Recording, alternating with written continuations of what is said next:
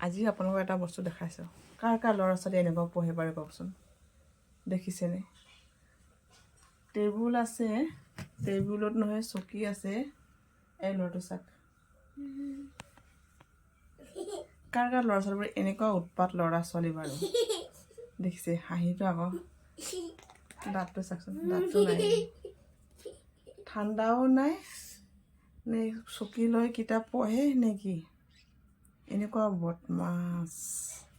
কি কৰিম বাৰু? এক্সাম কেতিয়াৰ পৰা? এক্সাম কেতিয়াৰ পৰা? 26। ভালকৈ পঢ়িব লাগে নালাগে? লাগে। এনেকুৱা মানুহ কিতাপ পঢ়ে নেকি?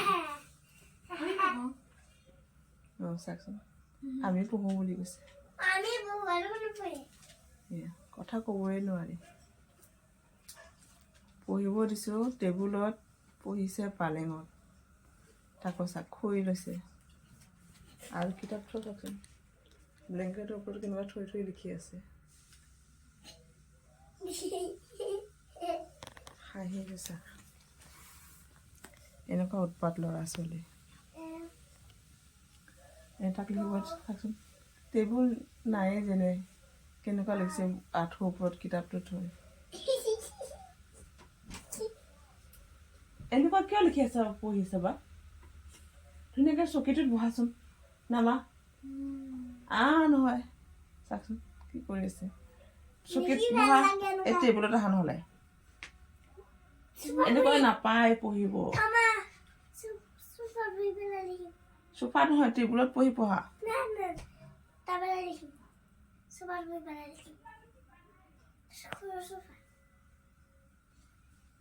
কিয় এনেকুৱা বাৰু?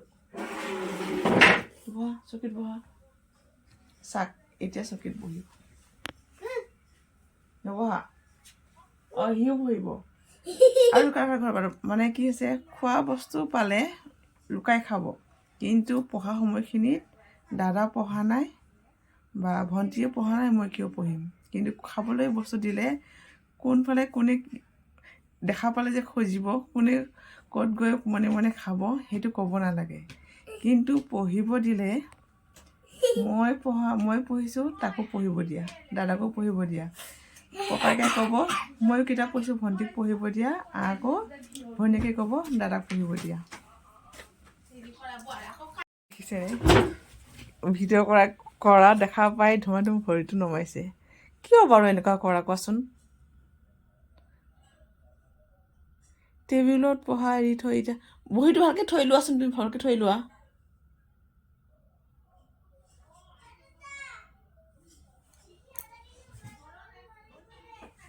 এতিয়া কোৱাৰ কাৰণে বহিছে এনেকুৱাকৈ, কিন্তু টেবুল আছে, টেবুলত নপঢ়ে।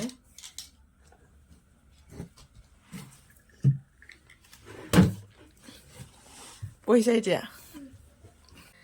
এই দেখিছে টেবুল আছে, টেবুলত নপঢ়ি বিচনাত, ককায়েকে ভনীয়েকে এনেকুৱা। ল'ৰা লাজ কৰিছে, মুখ ঢাকি লৈছে।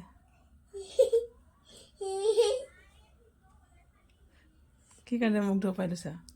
দাঁতকেইটা ওলাব বুলি।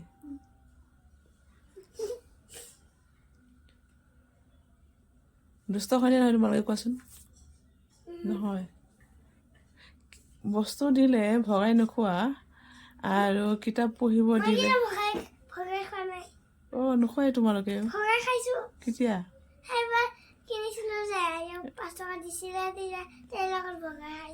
অঁ কিন্তু পঢ়িব দিলে ভণ্টি পঢ়া নাই, দাদা পঢ়া নাই, দুটা থাকিলে এনেকুৱা কাজিয়া হয়।